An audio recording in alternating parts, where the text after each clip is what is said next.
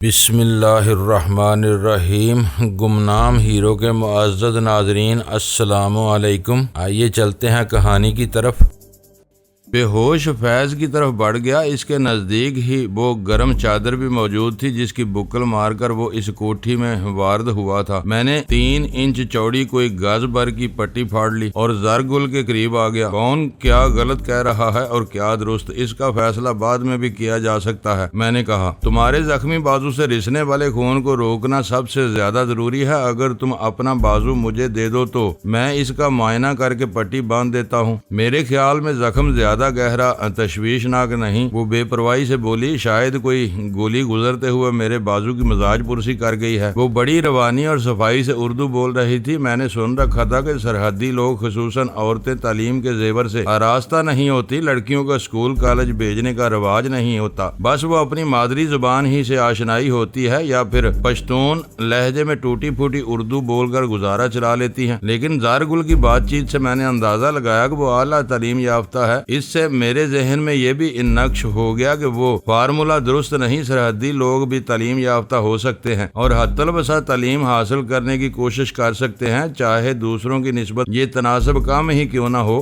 زرگل نے پائیں باغ میں مجھے بتایا تھا اس کے زخمی شانے میں شدید تکلیف ہے، لیکن اب وہ گائل بازو کی طرف سے بے پرواہی برت رہی تھی۔ اس موقع پر بحث مباحثہ مناسب نہیں تھا۔ میں نے زرگل کی بات کے جواب میں کہا، زخم کی گہرائی یا تشویشناکی کے بارے میں معائنے کے بعد ہی کچھ کہا جا سکتا ہے۔ اگر تم اپنے بازو میں تکلیف محسوس نہیں کر رہی تو دوسری بات ہے۔ اس نے بے دھڑک اپنا بازو میرے سامنے کر دیا اور کاف کا بٹن کھول کر آستین الٹنے لگی۔ اگلے ہی لمحے اس کا ریشمی دودھیا بازو میری نگاہوں میں چمکنے لگا۔ بعض تجربہ کار لوگ عورت کے ہاتھ اور پاؤں کو دیکھ کر اس کے حسن کا اندازہ لگا لیتے ہیں۔ میں زارگل کا چہرہ دیکھتے ہی اسے ایک حسین و جمیل عورت قرار دے چکا تھا اور اب اس کا ایک بازو میری نظر کے سامنے کھلا ہوا تھا جو بے زبان خاموشی اس کے سراپا ناز ہونے کی گواہی دے رہا تھا۔ زارگل کا انداز بالکل درست تھا۔ گولی اس کے کندھے کی کھال کو چھیلتے ہوئے گزری تھی اور خون کے بہاؤ نے کندھے کے مقام سے اس کی قمیض کو بھگو دیا تھا۔ 3 پٹیوں کی مار تھی۔ میں نے چادر سے پھاڑی ہوئی پٹی نہایت مہارت کے ساتھ زارگل کے زخمی کندھے پر باندھ دی۔ اس نے آستین گرا کر کاف کا بٹن بند کر لیا۔ میں نے پوچھا، زارگل تم نے یہ مردانہ لباس کیوں پہن رکھا ہے؟ اس کا تعلق بھی میری اسی طویل کہانی سے ہے جو میں ابھی تمہیں سنا نہیں سکتی۔ وہ تشکر امیز انداز میں مجھے دیکھتے ہوئے بولی، آسانی کے لیے یہ سمجھ لو کہ میں نے خود کو دشمنوں سے چھپانے کے لیے عارضی طور پر یہ سوانگ بھر رکھا ہے۔ وہ ذرا توقف کرنے کے بعد مجھ سے متصور ہوئی، اپنے بارے میں بھی تو بتاؤ، وجیح یہ نہ کہنا کہ تم اس کوٹھی کا مالک ہو۔ اور اس نے دانستہ جملہ ادھورا چھوڑ دیا اور بڑے نپے تلے ہوئے انداز میں مجھے تکنے لگی۔ میں نے ایک خاص بات محسوس کی کہ میں جیسے ہی اس سے کوئی ذاتی سوال کرتا ہوں پلٹ کر میری ذات کے بارے میں پوچھنے لگتی ہے۔ میں نے بات چھیڑنے کی غرض سے کہا، تمہاری طرح میری داستان بھی بہت طویل ہے، فرصت ہی سے سنائی اور سنی جا سکتی ہے۔ ایک لمحے کے توقف سے میں نے اس سے پوچھا، تم نے کہاں تک تعلیم حاصل کی ہے؟ میں گریجویٹ ہوں، اس نے جواب دیا۔ ویری گڈ، میں نے سراہنے والے انداز میں کہا، اسی لیے تمہارے اردو صاف شفاف ہے۔ تعلیم انسان کو بنانے سنوارنے میں بہت مدد دیتی ہے۔ اس نے میری رائے پر کوئی تبصرہ نہ کیا اور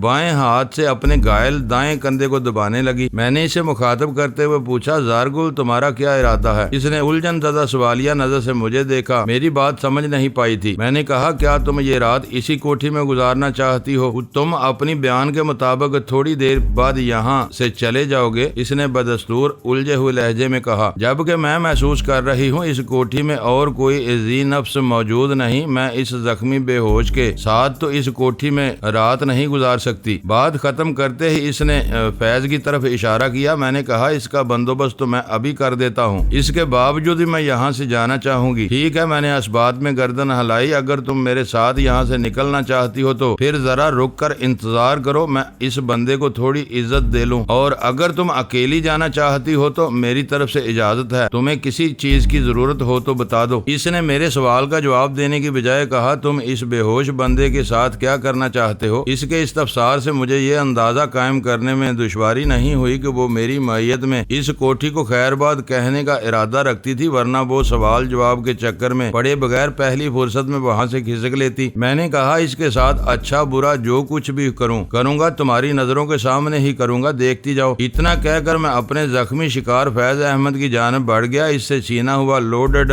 ریوالور اس وقت میری جیب میں موجود تھا، جبکہ گینڈا نما قادر بخش کا خالی پستول اسی حال کے ایک کونے میں بے وقت پڑا تھا۔ زخمی گینڈے نے وہ خالی پستول مجھے کھینچ مارنے کی کوشش کی تھی، مگر اسے شکست کے ساتھ ہی ناکامی کا منہ دیکھنا پڑا تھا۔ میں نے فیض کے نزدیک جھک کر اس کا ماہرانہ معائنہ کیا اور جلد ہی مجھے معلوم ہو گیا کہ وہ ابھی اسی جہاں میں تھا، تاہم اس کی سانسیں بڑی مدم چل رہی تھی۔ دیوار سے ٹکراؤ کے بعد اس کی کھوپڑی چٹک گئی تھی، جہاں سے اچھا خاصا خون نکل کر فرش پر پھیل گیا تھا۔ اس کوٹھی سے نکلنے سے قبل فیض کو تہہ خانے میں منتقل کرنا ضروری تھا۔ میں نے اسے گھسیٹ کر اسی دیوار کی جانب لے جانا چاہا جس کے پیچھے خفیہ تہہ خانے کا راستہ تھا، تو زارگل میرے قریب آ گئی اور تعاون امید لہجے میں بولی، وجیح تھوڑی جگہ دو، میں بھی تمہاری مدد کرتی ہوں۔ میں نے حیرت سے اس کی طرف دیکھا اور اس کی خواہش کے پیش نظر فیض کا ایک بازو اس کے حوالے کر دیا۔ ہم دونوں مل کر اسے گھسیٹتے ہوئے دیوار کے نزدیک لے آئے۔ زارگل کو کچھ معلوم نہیں تھا اب میں فیض کے ساتھ کیا کرنے والا ہوں۔ اس نے بڑے وثوق سے کہا، مجھے لگتا ہے اس بندے کا تعلق تمہارے مخالفین سے ہے۔ تمہیں درست لگتا ہے، میں نے معتدل انداز میں کہا۔ یہ کوٹھی میرے دوست فرید پاشا کی ملکیت ہے، وہ اس وقت یہاں موجود نہیں اور باقی جو بھی موجود ہیں وہ میرے دشمنوں ہی میں شمار ہوتے ہیں۔ کیا میں بھی؟ اس نے عجیب سی نظر سے مجھے دیکھا۔ اس کے سوال نے مجھے بوکھلا دیا۔ فوری طور پر میری سمجھ میں نہ آیا کہ کیا کہوں۔ وہ بدستور گہری نظر سے مجھے تکتے ہوئے بولی، میں نے تو ابھی تک تمہارے خلاف کسی دشمنی کا ثبوت نہیں دیا۔ تم بالکل ٹھیک کہہ رہی ہو، میں نے سنبھل کر کہا۔ تم نے مجھ سے کوئی دشمنی کی ہے اور نہ ہی کسی دوستی کا ثبوت دیا ہے۔ تمہارے بارے میں بعد میں فیصلہ کروں گا، فی الحال تم خود کو نیوٹرل سمجھو۔ وہ غیر مطمئن انداز میں مجھے دیکھتے ہوئے بولی، اچھی بات ہے۔ پھر اس نے فیض کی طرف اشارہ کیا، اب اس بندے کا کیا کرنا ہے؟ اس کو تہہ خانے میں پہنچانا ہے، میں نے پر سوچ انداز میں کہا۔ یہ یہاں اچھا نہیں لگ رہا، وہاں اس کے دو ساتھی پہلے سے موجود ہیں، یہ اپنے قبیلے میں پہنچ کر خاصا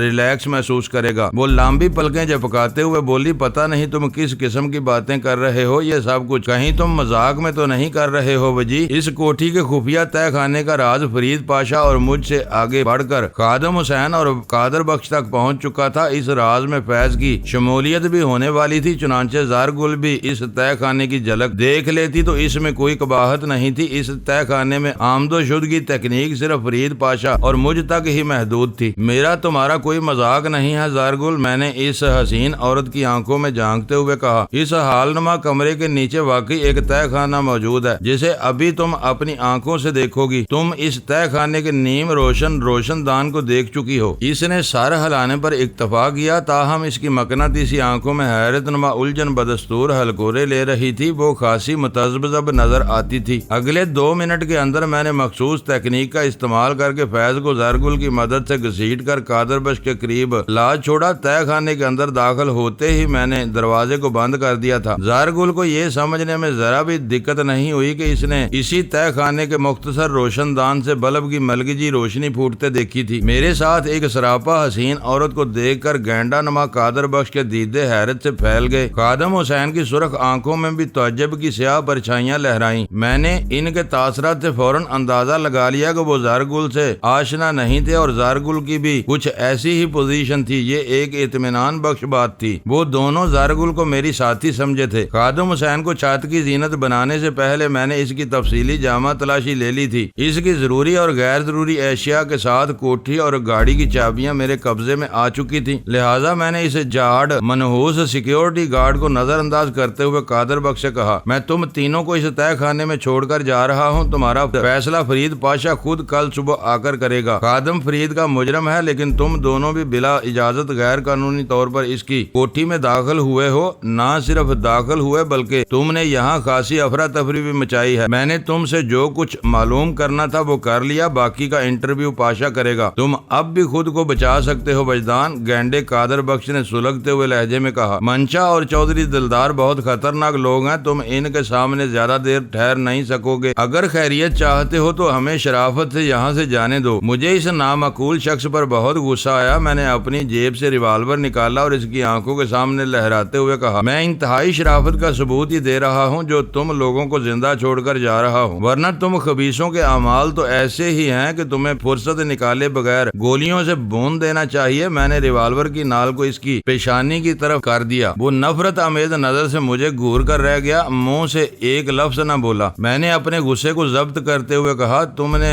خود اور چودھری دلدار کی خطرناکی دیکھی ہوگی، ابھی میرے غصہ اور صفاقی سے تم واقف نہیں ہو۔ اگر تمہاری زندگی نے وفا کی تو اس تہہ خانے سے باہر آ کر منشا اور چودھری دلدار کا حشر خود دیکھ لینا۔ میرے آئندہ ٹارگٹ وہی ہے۔ تم لوگوں نے بہت عذابناک شکنجے میں ہاتھ ڈال دیا ہے۔ وہ کینہ توز انداز میں مجھے تکنے لگا۔ اگر وہ میرے سامنے بے بس نہ ہوتا تو پتہ نہیں کیا کر گزرتا۔ میں اس کی آنکھوں میں دیکھتے ہوئے دھمکی امیز لہجے میں کہا، میں تمہیں پہلے بھی بتا چکا ہوں اور اب آخری مرتبہ تنبیہ کر رہا ہوں کہ یہاں سے فرار ہونے کی کوشش نہ کرنا۔ تمہاری ایسی کوئی بھی کوشش کامیاب نہیں ہو سکے گی۔ خود کو اور اپنے ساتھیوں کو ہلاکت میں ڈالو گے۔ اگر اب میری بات تمہاری سمجھ میں نہ آئی ہو تو تم لوگ اپنی جانوں کو داؤ پر لگا سکتے ہو۔ اس وارننگ کے بعد میں زارگل کے ساتھ تہہ خانے سے نکل آیا۔ دروازہ ایک مرتبہ پھر بند ہو گیا، جسے مخصوص لاک کے بغیر کسی صورت کھولا نہیں جا سکتا تھا۔ میں نے حال کمرے میں آتے ہی زارگل سے کہا، اس کمرے کے فرش سے ہمیں زخمی فیض کا خون صاف کرنا ہے، اس سلسلے میں تم میری مدد کرو گی۔ اس نے تعاون آمیز انداز میں سر کو اثباتی جنبش دی۔ میں نے فیض کی باقی ماندہ چادر کو پھاڑ کر 2 حصوں میں تقسیم کیا۔ ہم کپڑے کے وہ ٹکڑے پانی میں بھگو کر اپنے سے جت گئے۔ اگر وہ کوٹھی میرے دوست کی ملکیت نہ ہو میں اس تکلیف میں نہ پڑتا۔ تھوڑی ہی دیر بعد اس حال کمرے کو تسلی بخش بنا چکے تھے۔ جب ہم وہاں سے روانہ ہوئے تو رات کے 8 بج رہے تھے۔ زارگل کو میں نے احتیاطاً جیپ کی عقبی نشست بٹھا دیا تاکہ باہر سے دیکھنے والوں کو وہ دکھائی نہ دے۔ اس کو خارج از امکان نہیں سمجھا جا سکتا تھا کہ اس کے دشمنوں سے کوئی ایک آدھ اب بھی کوٹھی کے باہر گھات لگائے بیٹھا انتظار کر رہا ہو۔ دشمن کو کبھی کمزور اور بے وقوف نہیں جاننا چاہیے۔ احتیاط کا شمار ان چیزوں میں ہوتا ہے جو متفقہ طور پر مفید اور کارآمد کہلاتی ہیں۔ محتاط شخص کسی غیر محتاط آدمی کی بہ نسبت کم سے کم نقصان اٹھاتا ہے۔ میری احتیاط نے کوٹھی سے نکلتے ہی کام دکھانا شروع کر دیا۔ وہ 3 سڑکوں پر جیپ دوڑانے کے بعد میں شادمان کالونی کی طرف نکل آیا اور اسی وقت مجھے اپنے تعاقب کا احساس ہوا۔ وہ ایک سرخ جیپ تھی جو ایک خاص فاصلہ رکھتے ہوئے میرے پیچھے آ رہی تھی۔ اس سرخ جیپ کی ڈرائیونگ سیٹ پر کسی انسان کا ہیبلا نظر آ رہا تھا۔ ڈرائیور کے علاوہ جیپ میں مزید کتنے افراد موجود تھے اس بارے میں وثوق سے کچھ نہیں کہا جا سکتا تھا۔ دونوں گاڑیوں کے درمیان 200 گز سے زیادہ کا فاصلہ تھا۔ اس فاصلے سے جیپ والے افراد زارگل کو عقبی نشست پر لیٹے ہوئے نہیں دیکھ سکتے تھے۔ میں وثوق سے کچھ نہیں کہہ سکتا تھا کہ اس سرخ جیپ میں کون لوگ ہیں، کس مقصد کی خاطر وہ میرا تعاقب کر رہے ہیں اور اس تعاقب کا آغاز کہاں سے ہوا ہے۔ میں یہ بھی نہیں جانتا تھا کہ ان لوگوں کا تعلق میرے دشمنوں سے ہے یا زارگل کے۔ اگر سفید ہائی روف یہی فریضہ انجام دے رہی ہوتی تو کیا کہا جا سکتا تھا۔ وہ لوگ سراسر میرا پیچھا کر رہے ہیں۔ جس وقت میں زارگل کے ساتھ کوٹھی سے نکلا تھا سفید ہائی روف ہنوز اپنی جگہ کھڑی تھی اور گاڑی کا ڈرائیور ریاض بھی اسی پوزیشن میں اسٹیئرنگ پر موجود تھا۔ ریاض کی یہ طویل موجودگی خاصی تشویشناک تھی۔ مجھے خدشہ ہونے لگا تھا کہ کہیں وہ انا لیلا نہ ہو گیا ہو۔ میں نے ڈرائیونگ پر توجہ مرکوز رکھتے ہوئے زارگل سے کہا، جہاں لیٹی ہو خاموشی سے لیٹی رہو، اٹھنے کی کوشش نہ کرنا۔ میں جو کچھ کہوں اس پر فوراً عمل کرنا۔ تمہاری اطلاع کے لیے بتا دوں کہ ہمارا تعاقب ہو رہا ہے۔ ایک سرخ جیپ کو میں اپنی دم سے بندھا ہوا محسوس کر رہا ہوں۔ کیا تمہیں معلوم ہے یہ جیپ کن لوگوں کی ہے؟ میرے سوال کے جواب میں عقبی نشست پر خاموشی طاری رہی۔ میں نے اپنا سوال دہرایا اور پوچھا، زارگل تم نے میری بات کا جواب نہیں دیا۔ وہ بولی، تم نے خود ہی تو کہا ہے خاموش لیٹی رہو۔ صرف تمہارے کہنے پر عمل کروں؟ اگر میں تمہارے کسی سوال کا جواب دوں گی تو خاموشی ٹوٹ جائے گی۔ وہ ایک لمحے کو متوقف ہوئی، پھر اضافہ کرتے ہوئے سنجیدگی سے بولی، مجھے ڈر ہے اگر میں نے تمہاری بات نہ مانی تو تم ناراض ہو جاؤ گے اور ناراضی میں تم مجھے اپنی گاڑی سے اتار بھی سکتے ہو۔ میں گاڑی سے نکلتے ہی غیر محفوظ ہو جاؤں گی۔ چاروں طرف میرے دشمن میری تلاش میں چکراتے پھر رہے ہیں۔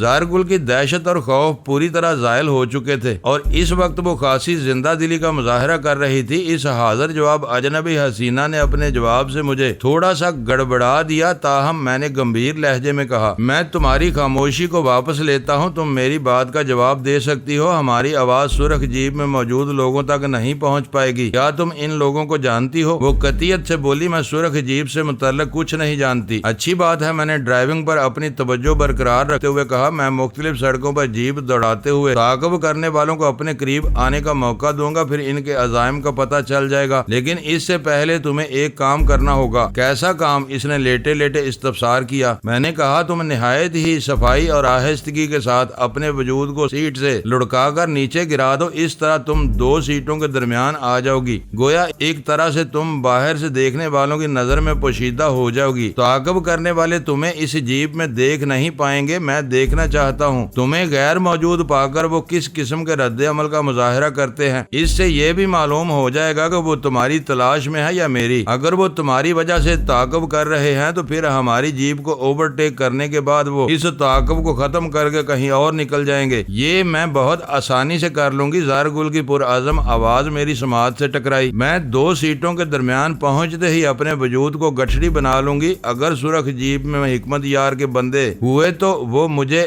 دیکھ یا پہچان نہیں پائیں گے۔ تمہاری تجویز قابل عمل اور مؤثر ہے۔ میں نے جیپ کی رفتار کم کرتے ہوئے، ٹھیک ہے، تم ایکشن کے لیے تیار ہو جاؤ، میں انہیں اپنے قریب آنے کا موقع دیتا ہوں۔ ادھر میری بات ختم ہوئی، ادھر زارگل معمولی سی آواز پیدا کرتے ہوئے دو سیٹوں کے درمیان جیپ کے قالین پوش فرش پر پہنچ گئی۔ اس نے میری توقع سے زیادہ تیز رفتار حرکت کی تھی۔ اس کے عمل نے مجھ پر واضح کر دیا کہ وہ کوئی چھوئی موئی لڑکی یا عورت نہیں، بلکہ سنگین نوعیت کی صورتحال سے نمٹنے کا اسے وسیع تجربہ تھا۔ اس کی زندہ مثالی تو وہ واقعہ تھا جب درجن بھر افراد کوٹھی کے اندر اسے نشانہ بنانے کے لیے برسٹ فائرنگ کر رہے تھے۔ مجھے یقین تھا زارگل کو پیش آمدہ حالات بڑے سنسنی خیز ہوں گے۔ میں شادمان کالونی سے نکل آیا۔ چائنا چوک سے گزرتے ہوئے ایک لمحے کے لیے میرے ذہن میں آیا کہ صدف کے مامون D S P Aurangzeb Khan کی طرف نکل جاؤں۔ اس کوٹھی چائنا چوک سے زیادہ دور نہیں تھی، لیکن اگلے ہی لمحے میں نے اس خیال کو ذہن سے جھٹک دیا۔ میں اس وقت دودھ کا دودھ اور پانی کا پانی کرنے کے موڈ میں تھا۔ میں غیر ارادی طور پر جیپ کو آگے بڑھاتا چلا گیا۔ مسجد تجلی کعبہ کے پاس سے گزرتے ہوئے میں شاہراہ قائد اعظم پر آ گیا، پھر میری گاڑی پے در پہ مختلف سڑکوں پر مڑتی رہی۔ Mall Road, race course road, Lawrence Road اور گلبرگ روڈ سے گھوم کر میں کینال بینک روڈ پر آ گیا۔ یہ روڈ نہر کے ساتھ ساتھ چلتی ہے۔ فرید پاشا کی کوٹھی تک جانے کے لیے اصولی طور پر مجھے گلبرگ روڈ کو نہیں چھوڑنا چاہیے تھا اور نہر کا پل کراس کر کے گلبرگ کی طرف بڑھ جانا چاہیے تھا، لیکن متعاقب جیپ کا راز افشا کرنا بہت ضروری تھا۔ میں اس قسم کی کسی مصیبت کو اپنے پیچھے لگا کر پاشا کی کوٹھی کی راہ نہیں دکھانا چاہتا تھا، اور جیپ میں موجود ڈھیٹ افراد میری توقع کے خلاف عمل کر رہے تھے۔ میں ان کی تعداد اور رنگ نسل کے بارے میں حتمی طور پر کچھ نہیں کہہ سکتا تھا۔ انہوں نے اس دوران میں وہ محدود فاصلہ قائم رکھا تھا جو ابتدا سے دونوں جیپوں کے درمیان موجود تھا۔ ان کی پالیسی یہی ظاہر ہوتا تھا کہ وہ صرف اور صرف ہماری منزل کا سراغ لگانا چاہتے ہیں، راستے میں ہم سے چھیڑ چھاڑ کا ارادہ نہیں رکھتے۔ ایسے خیال رکھنے والے خیر خواہوں کو بے نقاب کرنا تو اور بھی اہم تھا۔ میں نہر کے ساتھ ساتھ کینال بینک روڈ پر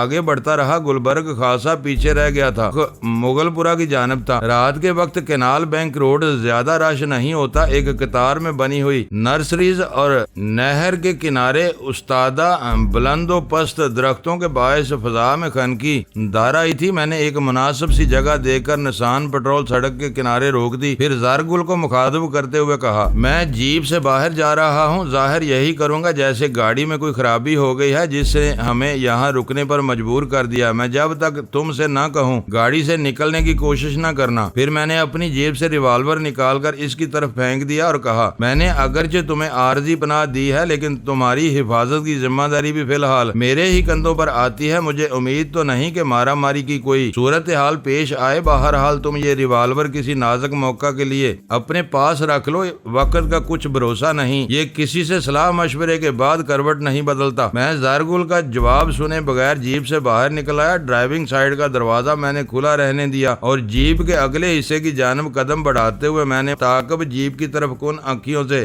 دیکھا۔ میرے اندازے کے عین مطابق وہ سرخ جیپ بھی سڑک کے کنارے رک چکی تھی۔ ہمارے درمیان فاصلہ اب بھی کم و بیش 200 گز ہی تھا۔ میں نے اپنی جیپ کا بونٹ اٹھا لیا اور متعاقب پر اسرار جیپ کے بارے میں سوچنے لگا۔ ہم کینال بینک روڈ کے ایک ایسے حصے میں رکے تھے جو ہمارے دشمنوں کی کسی خطرناک سرگرمی کے لیے بہترین مقام تھا، لیکن یہ دیکھ کر مجھے شدید حیرت ہوئی کہ سرخ جیپ جیپ میں سے کوئی برآمد نہ ہوا اور نہ ہی کسی قسم کی پیش رفت کی گئی۔ مزید 2 منٹ انتظار کے بعد میں نے ایک حتمی فیصلہ کر لیا۔ میں سرخ جیپ کو مسٹری کو اپنے ذہن میں لے کر پاشا کے بنگلے میں نہیں جانا چاہتا تھا۔ جب جیپ والوں کی طرف سے کوئی پیش قدمی نہ ہوئی تو میں نے از خود انہیں ٹچ کرنے کا عزم کیا اور بونٹ گرا کر میں ڈرائیونگ سائیڈ میں آ گیا۔ پھر میں نے قالین پوش فرش پر موجود زارگل سے کہا، جیپ والوں کی ڈٹائی کو ناپنا ضروری ہے، وہ تو لگتا ہے جیسے پاؤں میں مہندی لگائے بیٹھے ہیں۔ زارگل نے اپنی جگہ پر موجود رہتے ہوئے جواب دیا، تمہاری بات سے اندازہ ہوتا ہے کہ تم از خود ان کی طرف جانے کا ارادہ رکھتے ہو۔ کیا جیپ والوں میں سے کوئی باہر نہیں آیا؟ اگر ادھر سے کوئی باہر نکلتا تو سسپینس ٹوٹنے کے امکانات روشن ہو جاتے۔ میں نے کہا، میں اس سسپینس کو تحفے کے طور پر اپنے ساتھ نہیں لے جا سکتا، اس لیے جیپ والوں کی خیریت پوچھنے ادھر جا رہا ہوں۔ وہ تشویشناک لہجے میں بولی، یہ خطرناک بھی ثابت ہو سکتا ہے۔ ہاں ہو سکتا ہے، میں نے بے پرواہی سے کہا، رسک لیے بغیر اس تجسس کو نہیں توڑا جا سکتا۔ تم گاڑی کے اندر ہوشیار اور محتاط رہنا، ادھر کے معاملات کو میں دیکھ لوں گا، تم اپنی حفاظت کا خیال رکھ لو تو یہ بھی کافی ہوگا۔ ویسے ایک بات کا مجھے پورا یقین ہے۔ کس بات کا؟ زارگل نے پوچھا۔ میں نے پرسوچ انداز میں کہا، وہ جو کوئی بھی ہیں ہمارے دشمن نہیں ہیں۔ دشمن ایسے ڈھیلے رویے کا مظاہرہ نہیں کرتے، یہ ان کی کوئی چال بھی ہو سکتی ہے۔ وجیہ زارگل محتاط لہجے میں بولی۔ میں نے کہا، یہ ممکن ہے، اس صورت میں بھی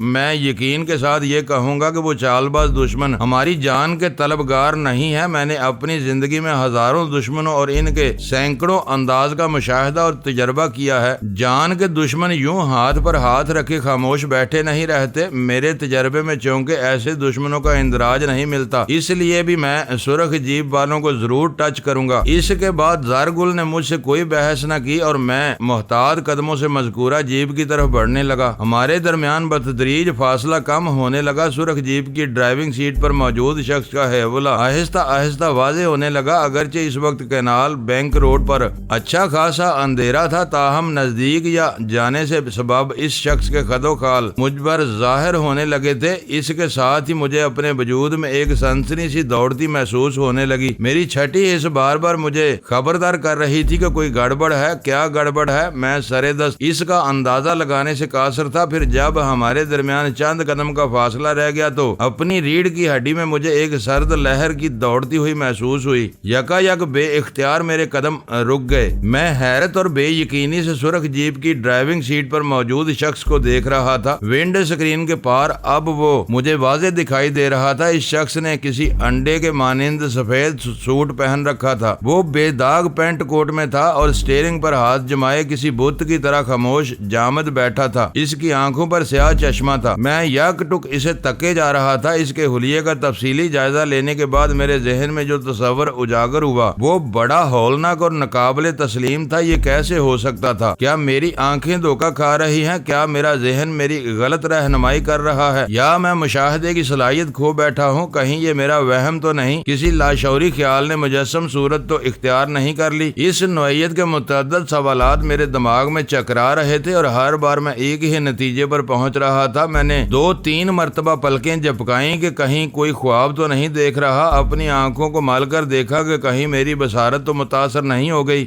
2-1 بار اپنے سر کو جھٹکا کہ ایسا نہ ہو کہ میری بصیرت میں کوئی خلل واقع ہو گیا ہو، مگر صورتحال ٹس سے مس نہ ہوئی۔ میرے مشاہدے کے نتیجے میں سرے موہ فرق نہ آیا۔ میری آنکھیں جو کچھ دیکھ رہی تھی سب ویسا ہی تھا اور یہ سب نہایت ہی سنسنی خیز تھا۔ میں گویا اس وقت کسی آئینے کے سامنے کھڑا تھا۔ سرخ جیپ کی ڈرائیونگ سیٹ پر میں بیٹھا تھا، یعنی ہو بہ ہو وجدان علی ابن عابد علی۔ کیا آنکھوں دیکھی یہ حقیقت دماغ گھما دینے کے لیے کافی نہیں تھی؟ میں سفید چھت والی اس سرخ جیپ سے چند قدموں کی دوری پر کھڑا استجابیہ انداز میں یہ سب سوچ رہا تھا اور اسی 4 wheel drive Toyota Land Cruiser سرخ جیپ کی ڈرائیونگ سیٹ پر بھی میں موجود تھا۔ وہ جیپ جس کا نمبر 4737 تھا اور اس کی پشت پر ایک اسپیئر ٹائر سفید کور میں اپنے مخصوص اسٹینڈ پر فکس تھا۔ میں جتنی دیر سے ناقابل یقین کیفیت میں مبتلا رہا، سرخ جیپ والے وجدان نے ذرا سی جنبش نہ کی۔ یوں محسوس ہوتا تھا جیسے جادو کے زور پر کسی نے اسے ساکت کر دیا ہو۔ میں حیرت کے جھٹکے سے سنبھلا تو اس اصرار کو حل کرنے کی خواہش ہوئی۔ وہ اگرچہ بنا بنایا وجدان تھا مگر میں کسی بھی صورت اسے وجدان تسلیم کرنے کو تیار نہیں تھا۔ وجدان یعنی میں اپنے والدین کی اکلوتی اولاد تھا اور کسی ہم شکل والی فلمی کہانی کے لیے میرے ذہن میں کوئی گنجائش نہیں تھی۔ وہ جو کوئی بھی تھا ایک سراب تھا، کوئی گہری چال ہو سکتی تھی، اور امکان اس بات کا تھا کہ یہ خطرناک چال میرے دشمنوں کی طرف سے تھی۔ وہ میرے جیسے کسی کردار کو سامنے لا کر بڑی مقصد حاصل کرنا چاہتے تھے۔ ابھی میں اس فیصلے پر نہیں پہنچ سکا تھا کہ وہ چال میرے کس دشمن کی طرف سے ہے اور اس چال سے اس کے کیا عزائم وابستہ ہیں۔ یہ سب کچھ جاننے کے لیے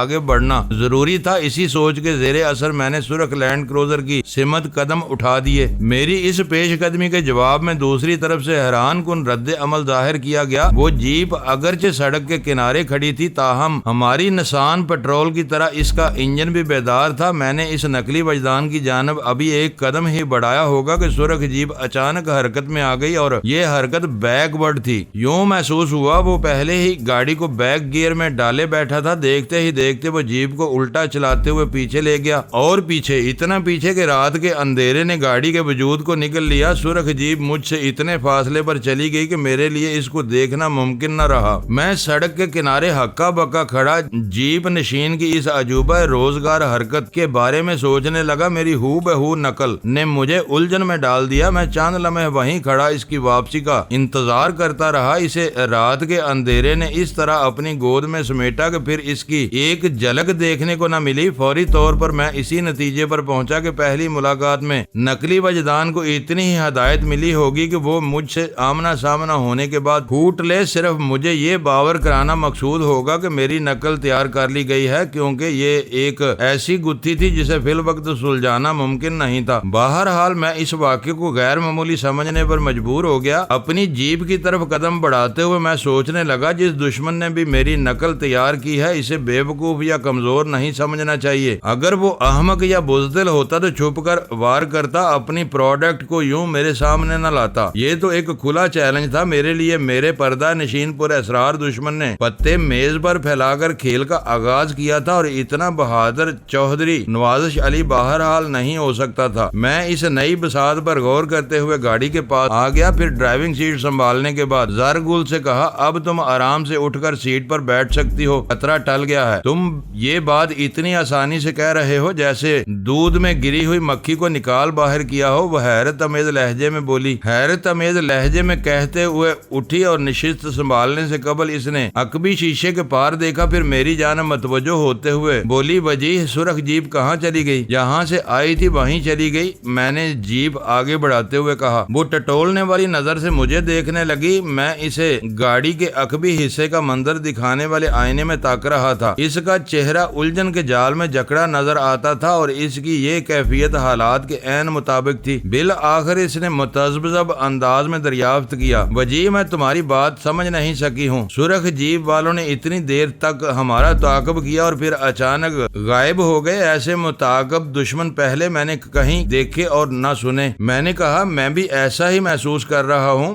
بہرحال میں نے کندھے اچکائے، کیا کیا جا سکتا ہے، ان کی مرضی ہے۔ زارگل کے چہرے پر بے یقینی کے تاثرات نمودار ہوئے۔ اس نے شک امیز لہجے میں استفسار کیا، وجیح تم تو جیپ والوں کا حال احوال معلوم کرنے کے لیے گاڑی سے نکلے تھے، اس کا کیا رہا؟ بات ختم کرتے ہی اس نے ایک مرتبہ پھر مڑ کر گاڑی سے باہر دیکھنے کی کوشش کی، مگر ظاہر ہے ہماری جیپ کے دور دور تک اندھیرے کے سوا کچھ نہیں تھا۔ میں نے کہا، میں جس مقصد کے لیے اپنی جیپ سے اترا تھا وہ پورا ہونے کی نوبت نہیں آئی، اور میرے وہاں پہنچنے سے پہلے ہی سرخ جیپ الٹے قدموں فرار ہو گئی۔ اس کی آنکھوں میں موجود بے یقینی میں کوئی فرق نہیں آیا۔ پھر یہی کیفیت الفاظ کا لبادہ اوڑھ کر اس کی زبان سے پھسل گئی، کہیں تم مجھے بے وقوف بنانے کی کوشش تو نہیں کر رہے ہو؟ وجیح میں ایسی کوئی کوشش کیوں کرنے لگا؟ میں نے کہا۔ مغل پورہ کے پل پر سے جیپ کو گزارتے ہوئے کہا، اس سے کیا فائدہ پہنچے گا؟ فائدہ اور نقصان کا تو مجھے پتا نہیں، وہ بدستور الجھن زدہ انداز میں بولی، لیکن سچ سچ بتاؤ، کیا واقعی کوئی سرخ جیپ ہمارا تعاقب کرتے ہوئے یہاں تک پہنچی تھی؟ وہ اس سوال میں حق بجانب تھی۔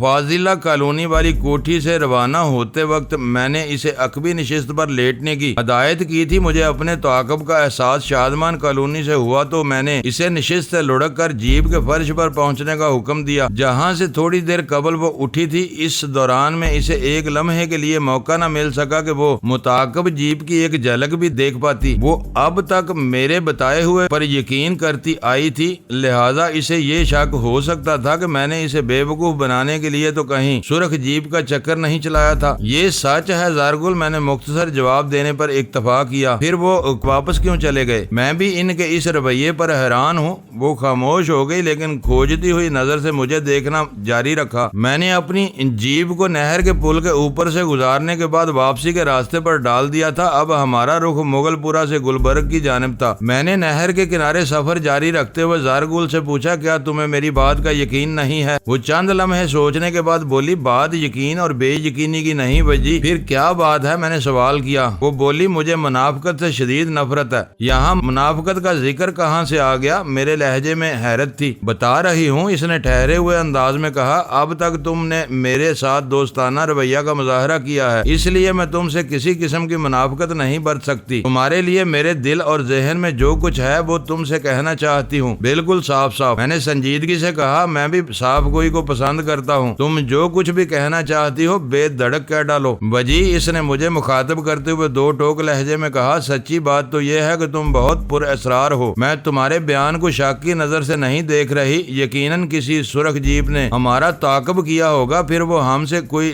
زبانی یا عملی مکالمہ کیے بغیر واپس چلے گئے۔ یہ بات مجھے ہضم نہیں ہو رہی۔ تم کہہ رہے ہو تو ایسا ہی ہوا ہوگا اور یہ تمہاری ہی وجہ سے ہوا ہوگا۔ متعاقب جیپ والے کو تمہیں نے فرار ہونے پر مجبور کیا ہوگا۔ میں نے جھنجھلاہٹ امیز لہجے میں کہا، تم بھی عجیب بات کر رہی ہو زارگل۔ ہاں، بات تو عجیب ہے، مگر تمہاری پر اسراریت کی دلیل ہے۔ یہ تم مجھے پر اسرار ثابت کرنے پر کیوں تلی بیٹھی ہو؟ اس لیے کہ تم جو نظر آ رہے ہو وہ نہیں ہو۔ زارگل کی اس بات نے مجھے چونکنے پر مجبور کر دیا، پھر اس چونکنے میں تشویش بھی شامل ہو گئی۔ ایک لمحے کے لیے میں نے سوچا، کیا زارگل میری اصلیت جان گئی ہے؟ لیکن یہ کیسے ہو سکتا ہے؟ ہماری ملاقات کو لگ بھگ 2 گھنٹے گزرے تھے۔ اس مختصر سی مدت میں وہ میری حقیقت تک نہیں پہنچ سکتی تھی۔ یہ جاننے کے لیے وہ مجھے پر اسرار کیوں سمجھ رہی ہے؟ میں نے اس سے سوال کیا۔ زارگل، میرے اندر تمہیں ایسی کون سی پر اسرار بات نظر آئی ہے؟ وہ گمبھیر آواز میں بولی، تم نے مجھے اپنا نام وجیح بتایا ہے، جبکہ تہ خانے کے اندر اس گینڈے نے تمہیں وجدان کہہ کر مخاطب کیا تھا، جس پر تم نے کوئی اعتراض بھی نہیں کیا۔ غالباً اس نے تمہیں کسی منشا اور چودھری دلدار نامی خطرناک افراد سے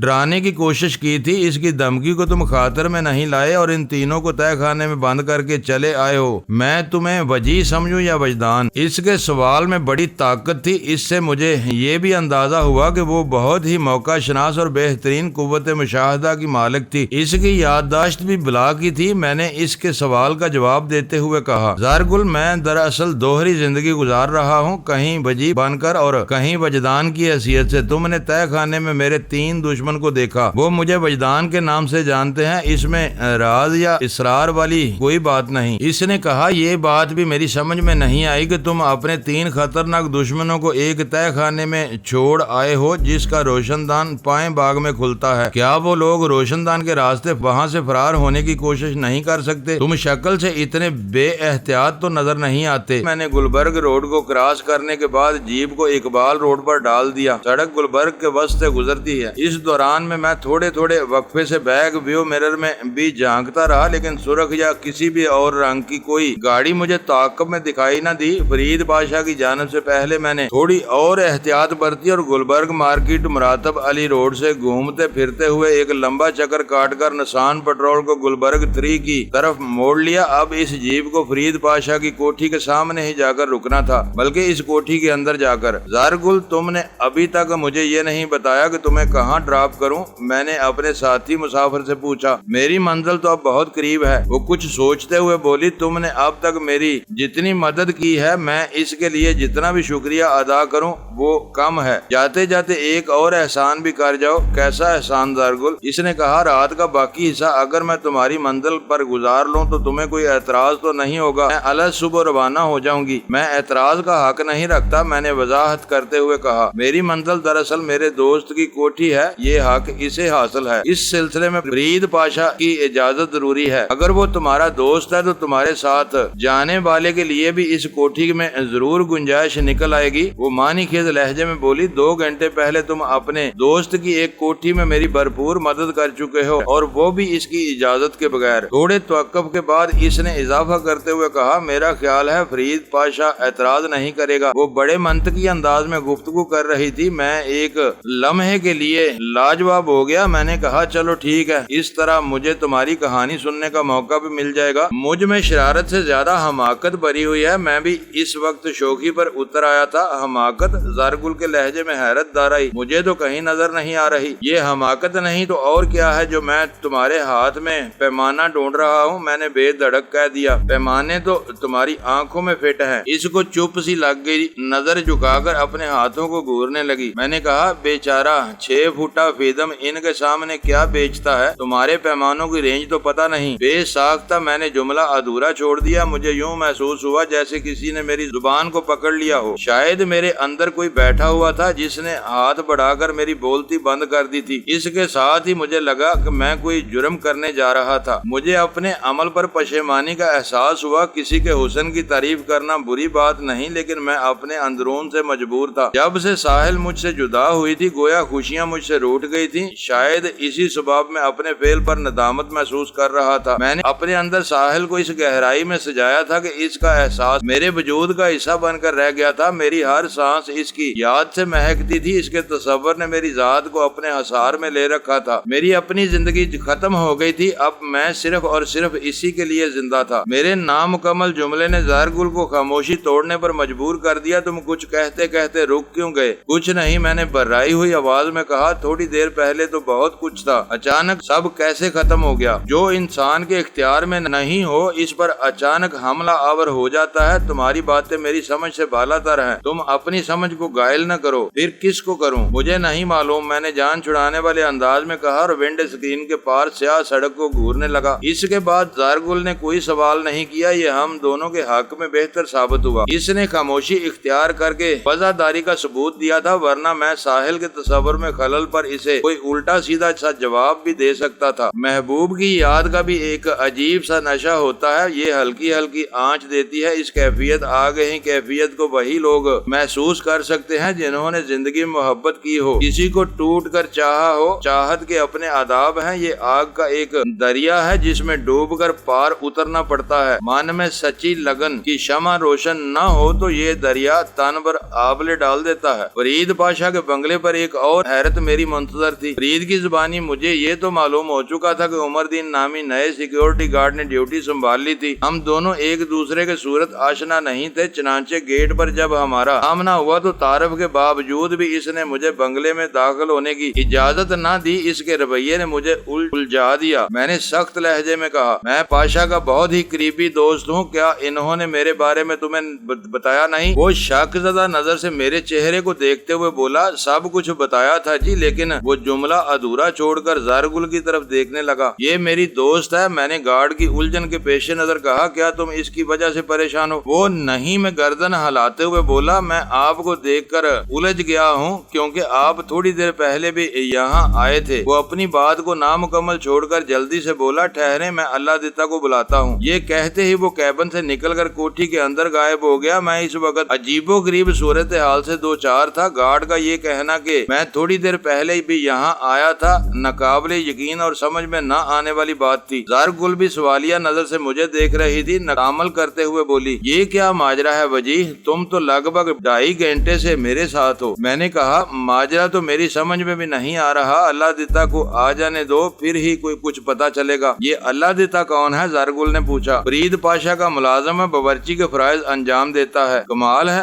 گارڈ ایک خانسامہ کو بلانے گیا ہے۔ کیا تمہارا دوست فرید پاشا کوٹھی میں موجود نہیں؟ اسے کوٹھی میں ہی موجود ہونا چاہیے، میں نے کچھ سوچتے ہوئے۔ فون پر میں اس سے بات کر چکا ہوں، اگر اسے کہیں جانا ہوتا تو مجھے ضرور بتاتا۔ ہماری بات چیت کے دوران میں گارڈ اللہ دیتا کے ساتھ گیٹ پر نمودار ہوا۔ مجھ پر نظر پڑتے ہی اللہ دیتا چونکا، پھر نسان کی طرف اشارہ کرتے ہوئے حیرت زدہ لہجے میں بولا، جناب یہ گاڑی اتنی جلدی کیسے ٹھیک ہو گئی؟ اور یہ آپ کے ساتھ کون ہے؟ بات ختم کرتے ہی اس نے زارگل کی طرف اشارہ کیا۔ یہ سب کیا ہو رہا ہے اللہ دیتا؟ میں نے ڈانٹنے والے انداز میں کہا۔ کوٹھی کا گیٹ کھولنے کی بجائے تم لوگ میرا انٹرویو کیوں کر رہے ہو؟ پاشا کہاں ہے؟ اور جیپ خراب ہونے کا کیا قصہ ہے؟ تم نے اس کے ٹھیک ہونے کی بات کیوں کی؟ آپ نے بہت زیادہ سوالات کر ڈالے۔ اللہ دیتا ٹٹولتی ہوئی نظر سے مجھے دیکھتے ہوئے بولا، کیا آپ تھوڑی دیر پہلے یہاں نہیں آئے تھے؟ یہ کیا بکواس ہے؟ میں نے تقریباً چیخ کر کہا، پاشا کو فوراً یہاں بلاؤ۔ وہ میرے جارحانہ انداز سے سہم گیا، پھر میرے استفسار پر اس نے جو بتایا وہ، یا الہی یہ ماجرا کیا ہے والی بات تھی۔ اس کے شروع ہوتے ہی میرا دھیان آپ ایک ناقابل حل مسئلے کی طرف چلا گیا۔ اللہ دیتا کے بیان کے مطابق میں ایک سرخ لینڈ کروزر میں تھوڑی دیر پہلے اس کوٹھی پر آیا تھا۔ میں نے انہیں بتایا کہ نسان پٹرول اچانک خراب ہو گئی تھی اور میں اسے ایک گیراج میں چھوڑ آیا تھا۔ میں نے کوٹھی میں 15-20 منٹ گزارے اور ڈارلنگ کو لے کر پھر کہیں نکل گیا۔ ڈارلنگ والی بات نے مجھے تڑپا کر رکھ دیا۔ یہ تو میں سمجھ گیا تھا کہ سرخ جیپ میں یہاں آنے والا وہی بہروپیہ تھا جو شادمان کالونی سے میرا تعاقب کرتے ہوئے نہر کے کنارے پہنچا تھا اور مجھ سے کلام کیے بغیر رفو چکر ہو گیا تھا۔ یقیناً اس کے بعد اس نے ادھر ہی کا رخ کیا تھا۔ یہ کمبخت نقلی وجدان بہت ہی خطرناک ثابت ہو رہا تھا۔ ڈارلنگ کو وہ اگر اپنے ساتھ لے گیا تھا تو اس کا ایک ہی مطلب تھا، وہ شاطر بلی بھی اس سے دھوکہ کھا گئی۔ یہ تو بہت ہی تشویشناک صورتحال تھی۔ ڈارلنگ کا دھوکے میں آ جانا کوئی معمولی بات نہیں۔ وہ کس طرف گیا ہے اور کب واپس آئے گا؟ میں نے اضطراری لہجے میں پوچھا، حالانکہ مجھے یقین تھا وہ واپسی کے ارادے سے نہیں گیا ہوگا۔ اللہ دیتا گمبھیر آواز میں بولا، جناب آخر معاملہ کیا ہے؟ آپ دونوں میں اصلی کون ہے یہ تو میں نے محسوس کر لیا ہے، کوئی بڑی گڑبڑ ہو چکی ہے۔ اللہ دیتا ایک معاملہ فہم اور دور اندیش شخص ثابت ہو رہا تھا۔ میں نے نہایت ہی ٹھہرے ہوئے لہجے میں کہا، وہ ایک بہروپیہ ہے، بہت ہی خطرناک انسان۔ میں اصلی وجدان ہوں۔ تم جلدی سے گیٹ کھلواؤ اور پاشا کو بتاؤ میں واپس آ گیا ہوں۔ اللہ دیتا نے موقع محل دیکھتے ہوئے گارڈ کو اشارہ کیا کہ وہ ہمارے لیے کوٹھی کا گیٹ کھول دے۔ میں جیپ کو اندر لے گیا، پھر ہم دونوں گاڑی سے نیچے اتر آئے۔ اللہ دیتا ہمارے نزدیک ہی کھڑا تھا۔ میں نے اس کی طرف دیکھا تو اس نے ایک اور انکشاف کیا، صاحب پاشا صاحب تو اس وقت کوٹھی میں موجود نہیں ہے۔ وہ کہاں چلے گئے بھائی؟ بے اختیار میرے منہ سے نکل گیا۔ اللہ دیتا نے بتایا، انہیں اچانک سید پور جانا پڑ گیا ہے۔ بڑے پاشا صاحب کو دل کا دورہ پڑا ہے۔ فرید صاحب اپنی بیگم کے ساتھ ادھر گئے ہیں۔ معزز ناظرین، لائک کریں، شیئر کریں اور کمنٹس باکس میں پاک آرمی زندہ باد، پاکستان پائندہ باد کا نعرہ ضرور درج کر کے اپنے ملک پر فخر کریں اور پاکستان کی بنیادیں مضبوط کرنے میں اپنا کردار ادا کریں۔ ویڈیو دیکھنے کا شکریہ۔ معزز ناظرین، اپنا خیال رکھیے گا اور ہمارے چینل کا بھی۔ ISI پاک آرمی زندہ باد، پاکستان پائندہ باد۔